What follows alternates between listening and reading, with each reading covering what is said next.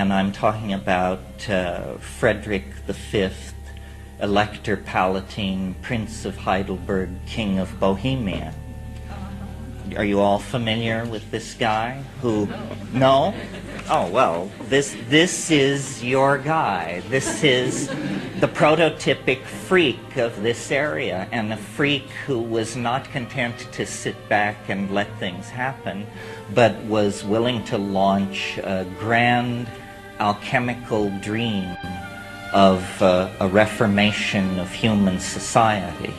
So just to lay in the background for those of you who are not familiar, the historical incident that we're here to recreate here and later in Prague has to do with the Prince Palatine of Heidelberg, a Protestant who wedded the granddaughter of Queen Elizabeth I of England, Elizabeth Stuart, the daughter of James I of England.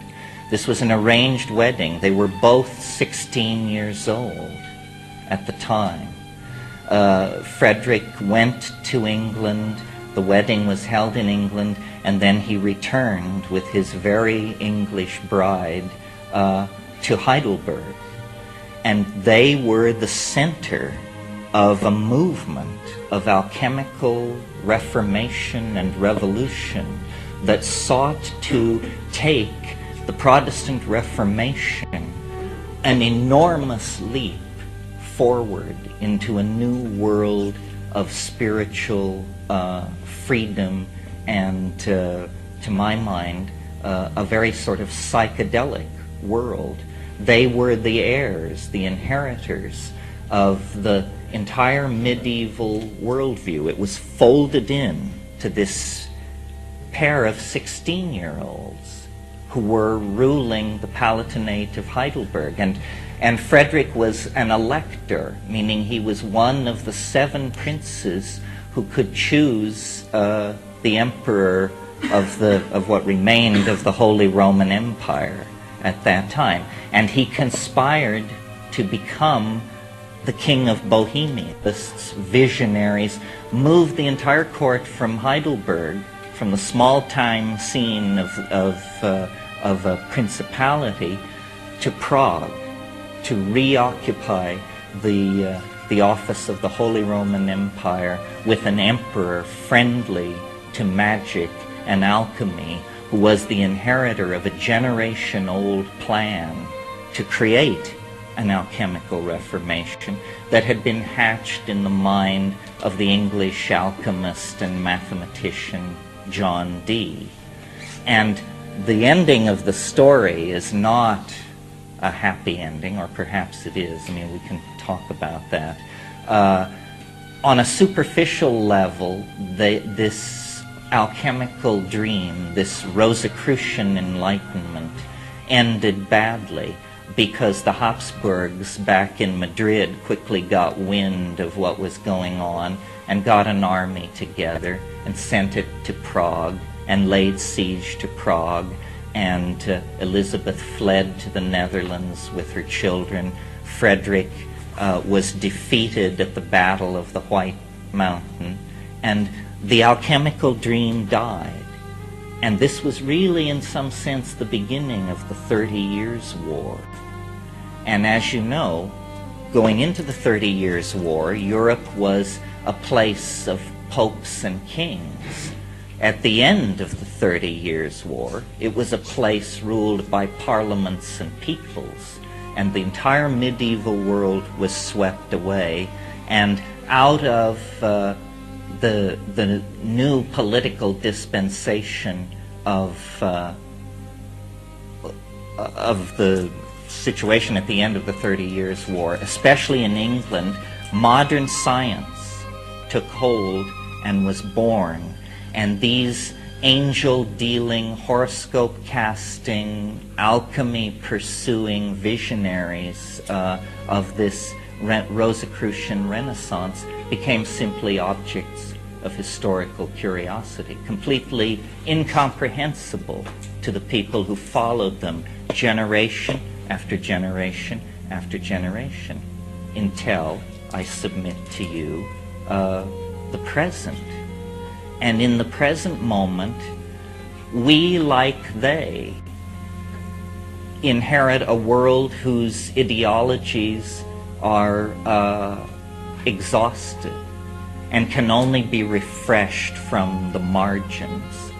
And that was what this whole alchemical revolt was about. It was about a suppressed, marginal minority of deeply pietistic, original thinkers, but heterodox, non-Christian, keeping together a tradition that I think has been reborn or rediscovered in our own time. And it's the tradition that nature is a great distillery of complexity, alchemical gold, novelty, connection, whatever you want to call it, in our own time through integrative sciences like ecology and animal behavior and psychology. We have re-understood what was forgotten during the reductionist centuries of modern science. We've re-understood that the world is one thing, and it's a living thing. It's a thing with an intent and a spirit within it. And this is the key concept. The concept that the alchemists and the hermetic dreamers and the occultists of the alchemical and Northern European Renaissance, they were trying to strengthen and condense and distill and make actual this sense of community, this spiritus. Well, then with the rise of modern science, all of that is anathema. And rational analysis tells us that matter is simply atoms flinging themselves through space, obedient to certain mathematical laws that are invariant. And all the creativity, all the sense of connectedness that we experience as living beings, as members of a society, as human beings in contemplation of nature, all of that was denied.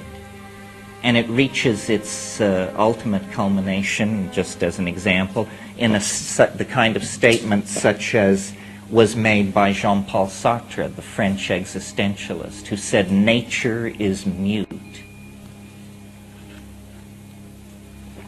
You understand what I mean? Nature gives no clue, he tells you. Man is alone in the cosmos with his complexes and his obsessions. He confers meaning. There is no a priori reality to which ethics or intent can be attached. I reject this. I think the entire message of the psychedelic experience, which is basically the sine qua non of the rebirth of alchemical understanding, the very basis of that understanding is that nature seeks to communicate. All being is pregnant with language. All reality wants to include the human side of nature in its ongoing intent.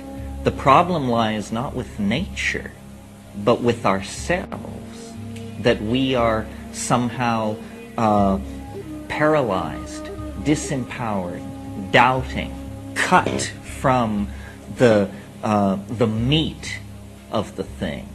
Well, so I'm a great believer in propaganda, obviously. I mean, my whole life is about propaganda.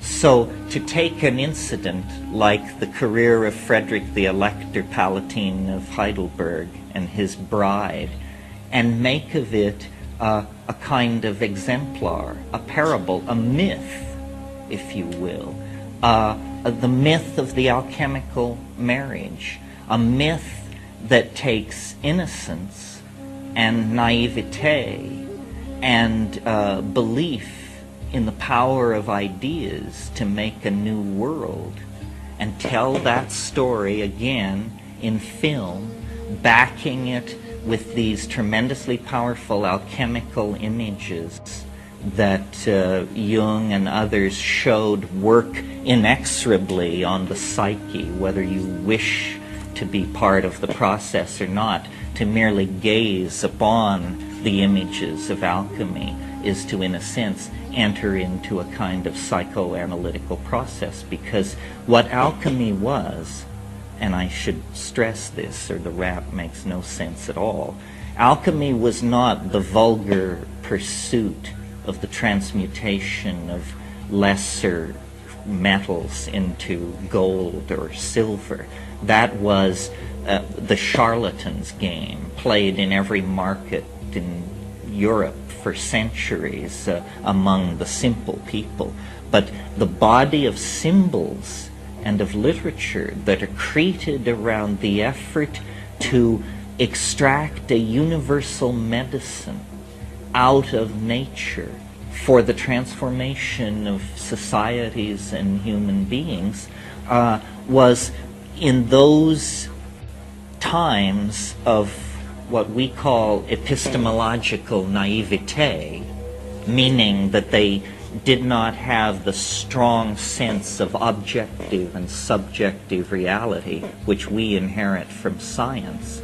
So during those eras of epistemological naivete, what was someone's idea about how matter behaves, what was someone's myth of how psyche behaves, could become entangled in a projective experience with material in a chemical vessel.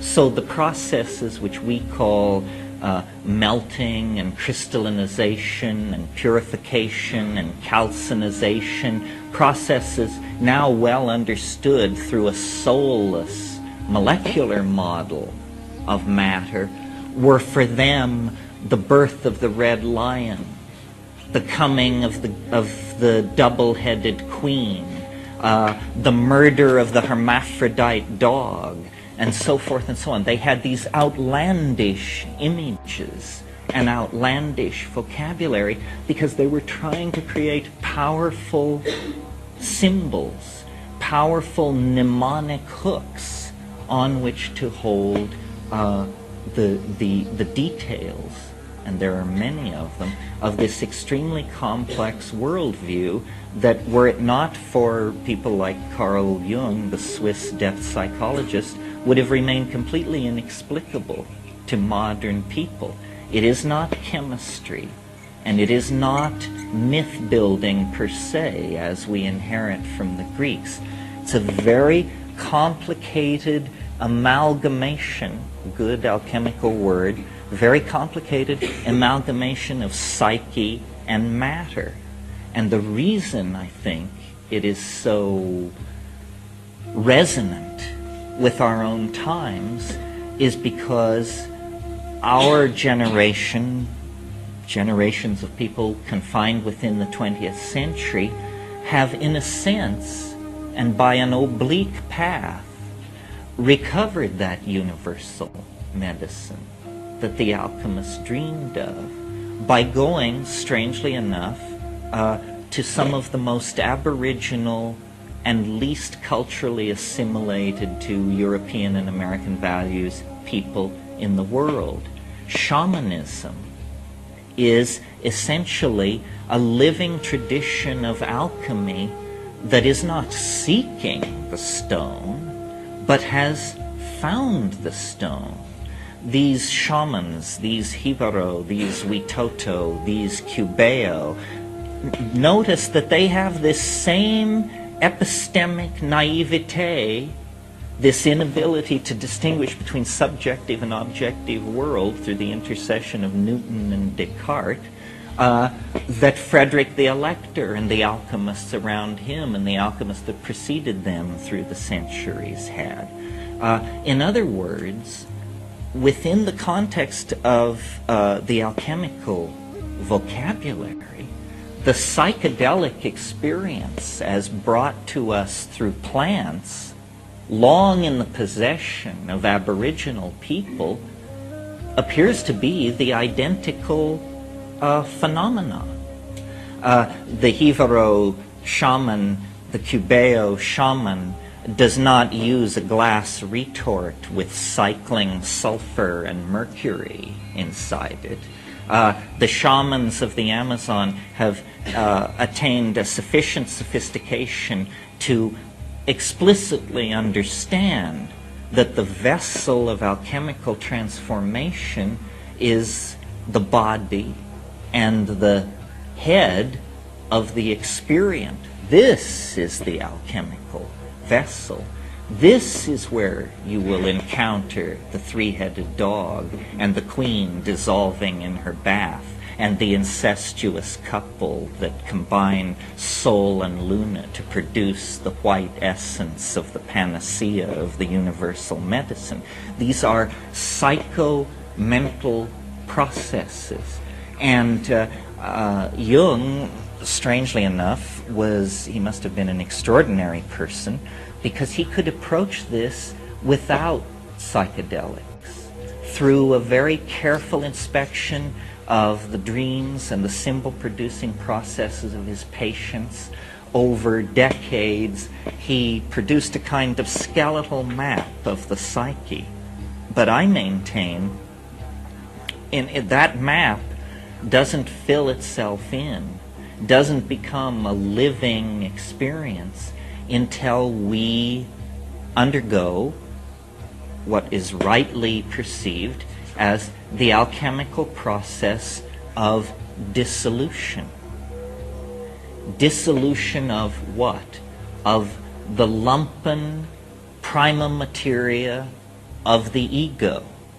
This is the shit, the tar, the coal, the dark earth of Egypt, the starting material, the loam, the manure, the night soil, the lowest matter.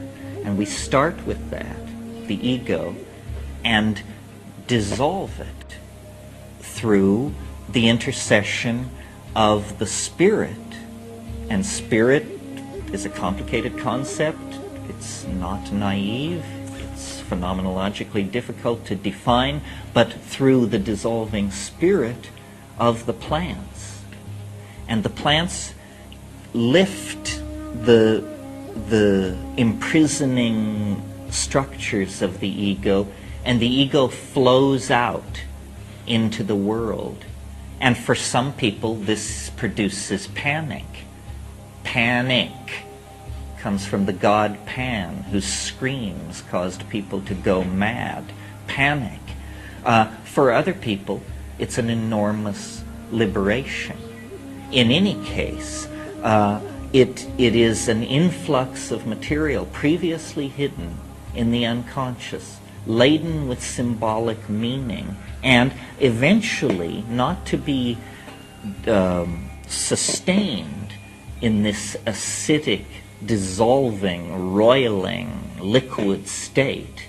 That's part of the process. But then eventually to be recombined, coagulatio, the recombining, the coagulation, the coming together at a higher level, usually through the application of a process analogous to heat, but psychic heat, which drives off the dross of false assumptions and false attachments. And all of you who have been through high-dose psychedelic experiences know that it's very hard to carry stupid baggage through that keyhole. In fact, you're lucky if you just get your soul and yourself through and intact. So what we have here, through the psychedelics, among certain marginal populations in the 20th century, freaks of all sorts in all times and places within the 20th century, a kind of almost accidental rediscovery of these alchemical truths. Well, okay, so that's good. That's one level. We can do self-directed psychotherapy on ourselves with psychedelic substances out of plants, and we can use alchemical symbolism to guide this process, and that's all very interesting. But so what? I mean, what's so great about it?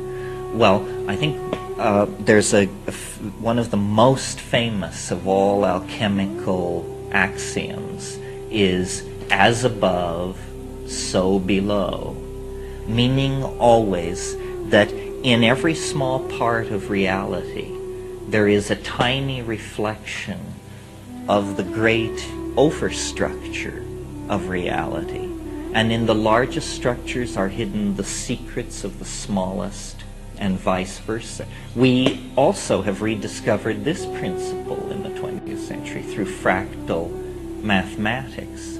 But the psychedelics have brought us back to this alchemical mystery, shorn of any vocabulary for dealing with it, shorn of any real living notion of the spirit. And so we have sought as far afield as the Tibetan Book of the Dead, or Freudianism, or there have been various efforts to cast the psychedelic experience one way or another. The hot one now, of course, is shamanism. And I relate to that because I spend a lot of time in the Amazon and with these kinds of people with these kinds of concerns. But shamanism and alchemy are a seamless enterprise. Alchemy, the connecting figure, if you're interested in this, between the shaman and the alchemist is the smith, the worker of metal. And the shaman and the alchemist, the shaman and the smith in primitive cultures are always associated as brother figures. They both work in metals. Well, what all this means for us beyond the commitment to our own sort of ordering the Wunderkammer of our own private imagination, what it means is important, because if you look around you, the entire global civilization is undergoing some kind of meltdown. The planet itself is now to be seen as a kind of alchemical retort. The prima materia to be transformed are the nuclear stockpiles, the toxic waste dumps, the industrial wastelands, the populations devoid of hope, the populations at threat of infectious and fatal epidemic disease. There is a great deal of prima materia to be worked on at the historical level of the alchemical process. Trying to manage this rationally with some political ism, fascism, Marxism, capitalism, goes nowhere. It just digs us deeper into the mire and the muck. At the fringes, people like yourselves, people like myself, people I associate, offer endless solutions. Recycling, restraint in childbearing, increased sexual, toleration of unusual sexual styles. Many, many things are suggested, but nothing happens because the primary agenda of society has not yet been dissolved, has not yet come into a state of fluidity sufficient where a new imprint can be put upon it. In the 60s, we thought that all that had to happen was everybody would take LSD, and the obvious right things to do would be done. And we expected no opposition to this because its rightness was so obvious. We didn't realize that every righteous crusade in history has marched into the waiting jaws of its oppressors. But the spirit doesn't die. It's interesting, I don't know how it's said in Europe, but in America we refer, and have always referred to freaks as bohemians. And I assumed, you hear about the left bank Bohemia of Paris in the 20s. And I always went, but why Bohemia? What does Bohemia have to do with Paris? Why are freaks called bohemians? It's because of Frederick the Elector and the alchemical renaissance that he plotted with his wife. Since that time to now, bohemian has meant a marginal political position involved with bizarre sexual practices, strange drug use, and funny ideas. Well, in the 60s then, LSD was not sufficient, even coupled with rock and roll. It only brought oppression. What it brought, it was like a failed alchemy. Instead of the dissolving and recrystallizing at a higher and more angelic level, thousands of prisons were built, and the entire thing failed. But this spirit is the spirit of life itself, the spirit of novelty itself, and it will not be suppressed for long in any time or place.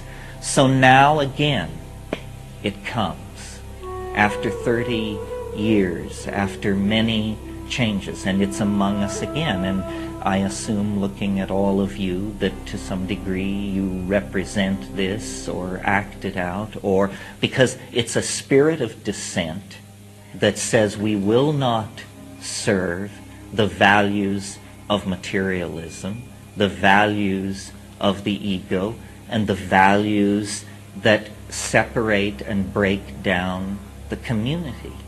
So here it is again.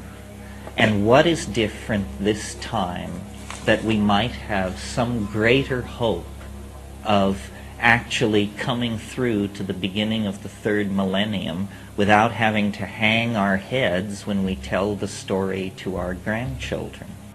And I will submit to you this evening that the difference between then, 1965 through 70, and now, to the turn of the century, two things. First of all, we have that experience under our belt. We shall not be so stupid again. The I Ching says never confront evil directly and never name it directly, because it finds weapons to defend itself. We are not an army. This is what Frederick didn't understand. He was a king, but he was not an army when it came to the White Mountain. We are not an army, so our strategy must be stealth. It's an alchemical strategy. And what do I mean by stealth? I mean the house of constipated reason must be infiltrated by art, by dreamers, by vision. And what is new is that there are massive technologies available to us, not available in the 60s. They were not designed for us. They were not intended for us. It was never ever thought that such power should flow into the hands of freaks such as ourselves. Nevertheless, through the perverse nature of the unfolding of the world, we have such tools. And I'm referring, as you probably anticipate, to the World Wide Web and the Internet. No gay kid in Montana, no Chinese scholar in Botswana, no person anywhere with a specialized interest or predilection now need feel alone. There is no aloneness. You can find your people. You know, one of the things Tim Leary said in the 60s that I always remembered, but I never heard anybody talk about or ever really heard him quote. It was a great rallying cry. It was much better than turn on, tune in, drop out. And it was this. It was find the others. Find the others. And then you will know what to do. Well, now you can find the others. You don't have to stick a flower in your hair and go to San Francisco. You just go to the web. Find the others. We all need to create affinity groups, which are subsets of the much larger community that we're part of. And then, using this technology, which was designed to keep track of us, to pick our pockets, and to sell us junk we don't want, use this technology to produce art. Massive amounts of subversive art. And all art is subversive. I'm not calling for an ideological agenda. All truth which springs from the individual is subversive because, and this is a theme of mine that I'm getting more and more into the longer I live, culture is not your friend. This is an odd message for the late 90s because we're all being told, you know, you knew you were Jewish, but you forgot your Sicilian grandmother. You have to honor all of your family. Romanian, bring it forward, the dances of this, that, and the other. I hate all of this stuff. I'm Irish. It's a weird thing to be. It's a haunted, twisted people. As a people, all peoples, meaning tribes, have horrible stories to tell about who they did under and who they screwed over. And when you're asked to identify with your culture, you're asked to take this on. I reject it. My brother, years ago, he invented this term. He called it extra-environmental. He said, this is what we want to be. We don't want to be Americans or Germans or English. We want to be extra-environmentalists. Always feel, wherever you go, that you are a stranger, the outsider, the one looking in. This is the viewpoint that makes all places the same to you. There's a wonderful English poet and writer, Rudyard Kipling, and he wrote a children's short story called The Cat Who Walked by Himself. And it's a story of how the dog came to the cave of man and would lay at the man's feet. But the cat would never come. And when the woman asked the cat why it would never come, it said, I am the cat who walks by himself, and all places are alike to me. And I think transcending our cultures is going to be extraordinarily necessary for our survival. I don't think we can carry our cultures through the keyhole of the stretch of the next millennium. Well, how do you shed your culture? How do you transcend your culture? By digging into your soul with the tools that have been given you to make art. This is how cultures are transformed, by art which flows up and actually submerges the previous cultural forms. I mean, the Baroque gave way to later periods simply out of exhaustion. But notice, a style can exhaust itself and still continue, as mannerism did out of the Renaissance, for example. And when these exhausted styles are allowed to continue, they become toxic. They become moribund. It's like keeping a corpse around the house. There is an obligation to overthrow that, to produce the new, to produce the novel. And by the novel, I don't mean the literary form, I mean all things new. And then it is not the function of the artist to be the critic. The winnowing out, the deciding what is good from what is bad comes later. And that's a community process. The community decides what is good and bad art, but the individual should pour this forth. I mean, this is what you are. You are some kind of a mystery suspended between two eternities. And in that moment, when a mind looks out at a world and asks the question, what is it? In that moment, art can be created. And it is the only form of immortality that I have any certainty of.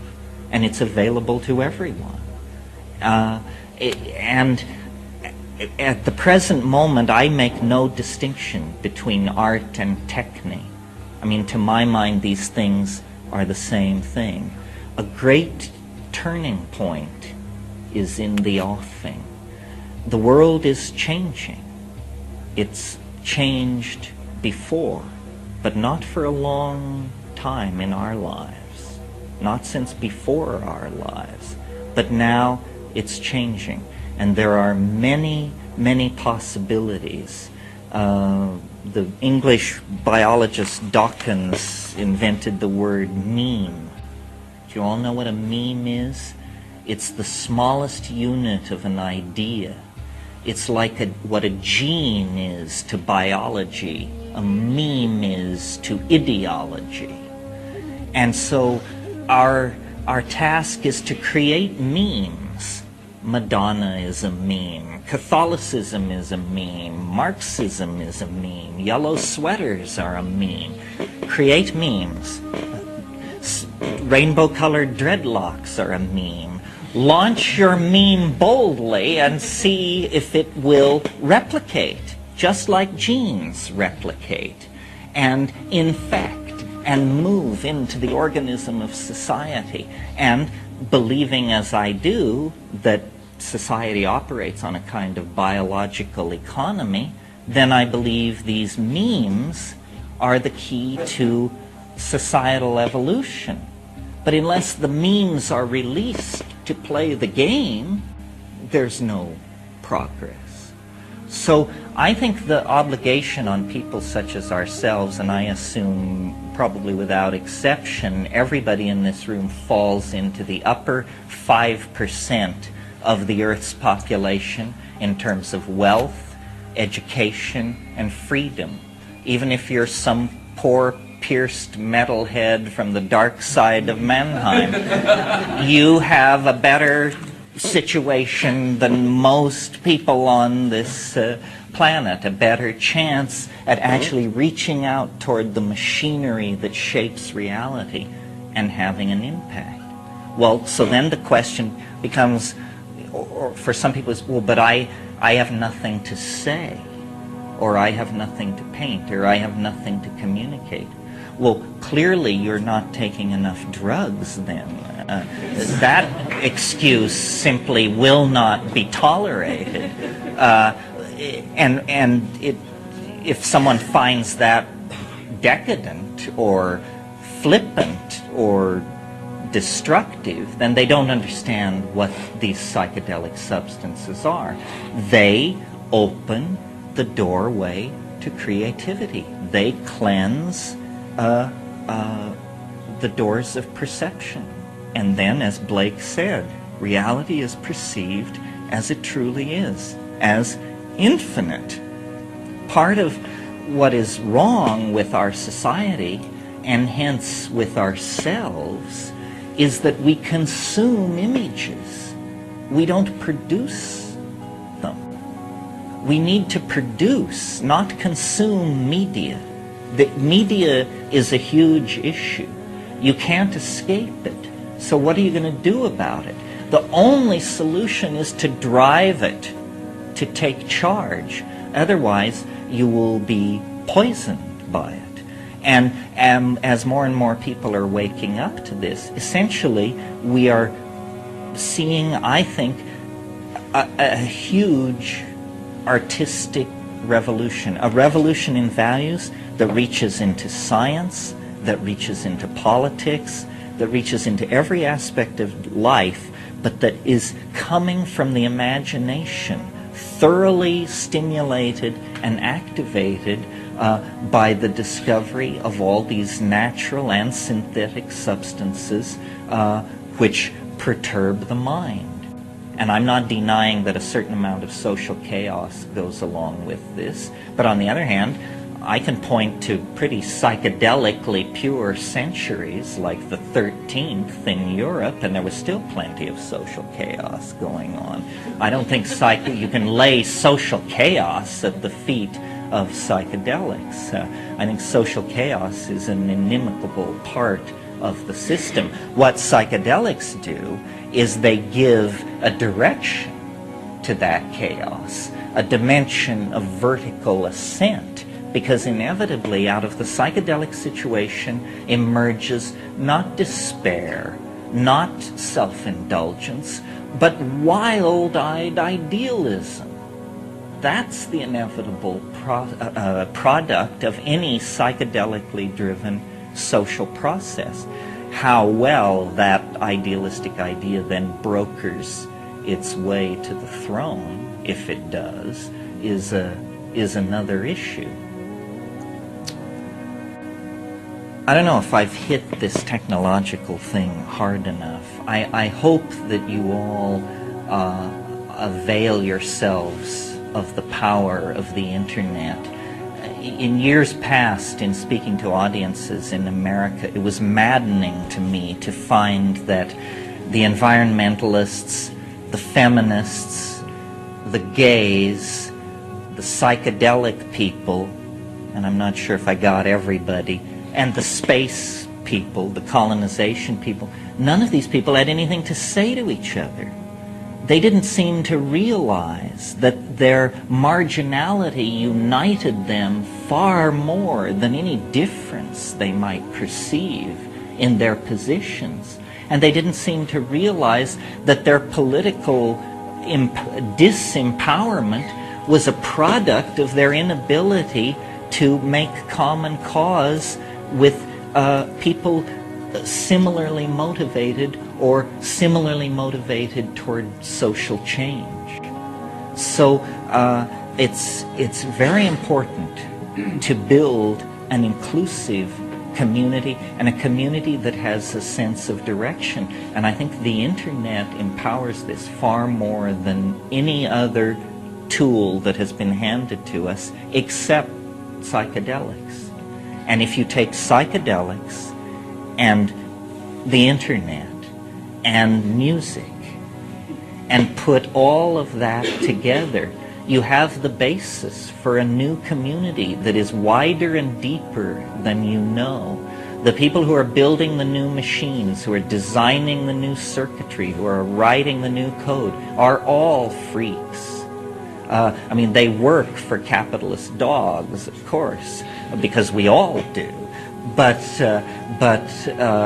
the creative thrust of these technologies is being driven by people just like you and me. And I think this is all tremendously positive. So, where am I in all of this? Well, I'm getting there. I'm getting there. And then finally, I guess, and I'll just close on this, the alchemical return. All culture is some kind of myth. All cultural stories, then, have a psychic dynamic to them, which is not suspected by the civilization as it lives these myths. It has to be seen from outside. And there is a consistent myth in let's call it just Western civilization without being too precise, a consistent myth. In the early Jews, you get it as the idea that God will enter history. With Christianity, You get it with the idea that man and God can be consubstantial. Again, in Islam, the insistence that God will enter history. And then modern science, strangely enough, dumps all of this theology, but maintains the idea that man can become as a god. In other words, the myth that is consistent throughout the entire Western experience is the myth of some kind of defining progressive experience. Well, now we have the power to realize this myth in some kind of, for want of a better word, an alchemical utopia. And I think it's very interesting that at this very high-tech moment in our adventure, the plants return, the humblest of all biology. The plants return and almost stand before us as a beacon and a promise. Have you noticed that plants do all their business with dirt and air? This is something we only wish we could do. Build an industrial society based on nothing more than the ambient dirt and the air flowing past. Building sugars and carbohydrates out of gaseous oxygen. I mean, this is quite a trick. The plants stand both in the psychedelic sense, but then in the larger sense of the vegetable kingdom, they stand for absolute Tao.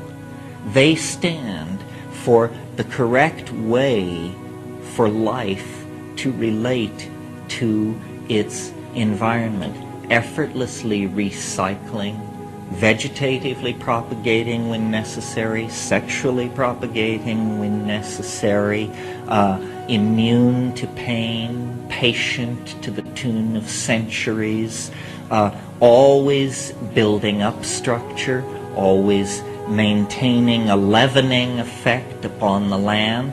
All of these qualities of caregiving and well, notice, for example, that all the processes of biology occur below the boiling point of water. If we could build societies that did that, we work in the range of hundreds of degrees, thousands of degrees, fusing metals and creating toxicity. So I think the psychedelic plant revolution, which is leading toward the nanotechnological revolution, in other words, the imitating of nature at the atomic level in building of machines and the management of processes. What all of this is leading toward is a rarefaction, a good alchemical word, a rarefaction of the human imprint on this planet, a spiritualization of humanity, and a new order of mind, part machine, part human.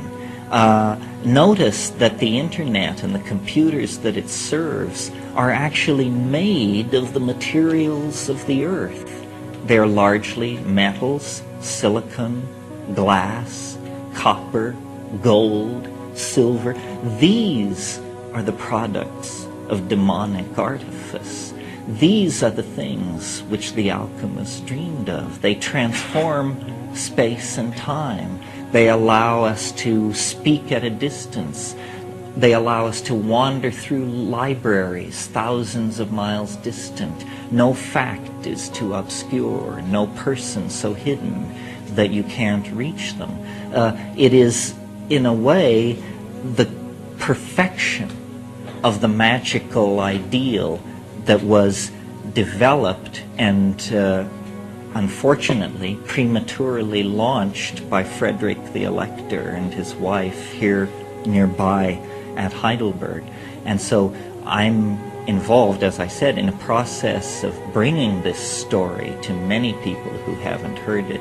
It's a great story. It's a great myth that the underground community should make its own. And, you know, I used it this evening just as the scaffold for this talk, but I tried to hit the things that are important to me, which are psychedelics, recovery of archaic lifestyles, use of media to subvert existing paradigms, empowerment of the individual through dissolving the ego through psychedelics, and, I don't know, whatever else. So, thank you for your patience and indulgence, and if you have any questions, I'd be glad to answer.